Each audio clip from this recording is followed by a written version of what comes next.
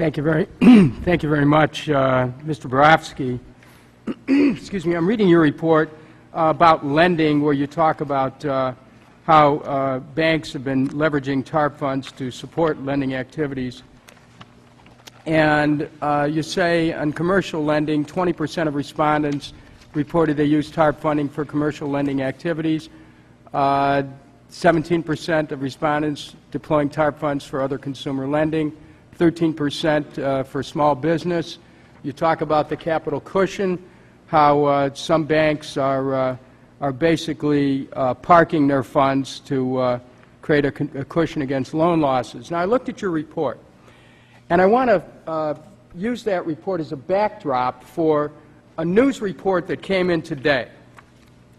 Now, we went back into the TARP history here. We know the first intent that Congress had, purchase toxic assets, which were mortgage-backed securities.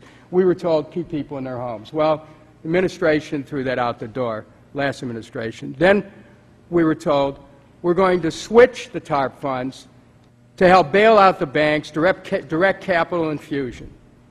But I think something else has happened here, and I want to make sure it doesn't escape this committee, and I hope that you can tell me it hasn't escaped your notice.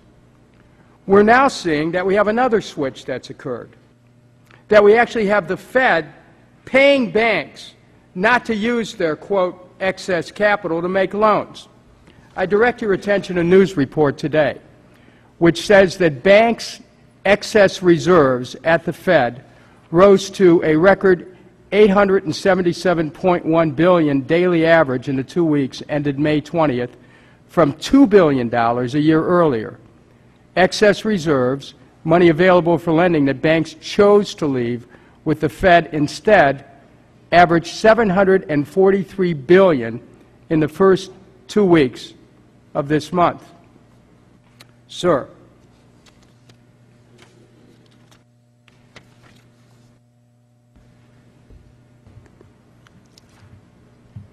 the Fed is paying banks higher interest rates now to keep their funds parked at the Fed instead of loaning the money to the American people. Is that not true?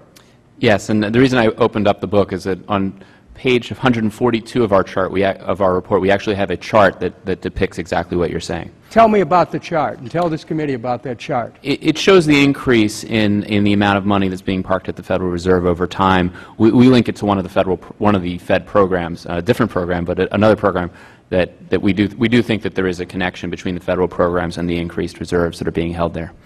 If the banks had not received this direct capital injection as a result of the TARP funds, is it conceivable that they would have, according to this news report, averaging $743 billion in reserves parked at the Fed? Is that possible they could have had that? It may be, but only because of all the other programs that we detail in Section 3 of the report. All the other programs, meaning government programs that Yes. have helped to sustain the banks, right? It would certainly appear to be the case. See, members of the committee, first we started out with being told that money was going to mortgage-backed securities. They did a bait-and-switch on that. Then we're told it's being used to bail out the banks so we could have a loosening of credit through a direct capital infusion. Now, you and I know that there are businesses in our communities who are credit-starved.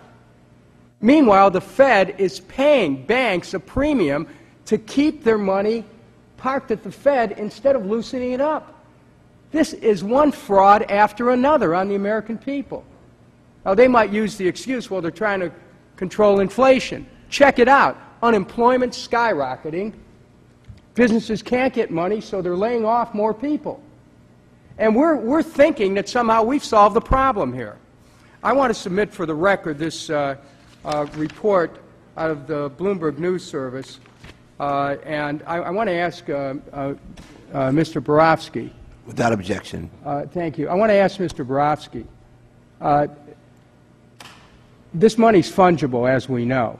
Yes. But generally speaking, you would agree that there's just no question that a significant part of the money that's being parked at the Fed right now is government money, that money from these government programs that Congress created. I mean, I think we'd have to look institution by institution, but I think if we did so, I wouldn't disagree with what you're saying. Yeah, Mr. Chairman, I hope that we can get another hearing on this particular matter, because this goes to the heart of the entire bailout program. One thing after another, one bait and switch after another. And Congressman Kucinich, in our audit, I think we described, the banks have communicated to us this tension as well, that they feel, that's really right in line with your comments, and that is that on the one hand, they're getting pressure to increase lending and get this capital out there, but they're also getting pressure from the regulators to maintain the capital and increase their regulators capital cushions. Read Fed.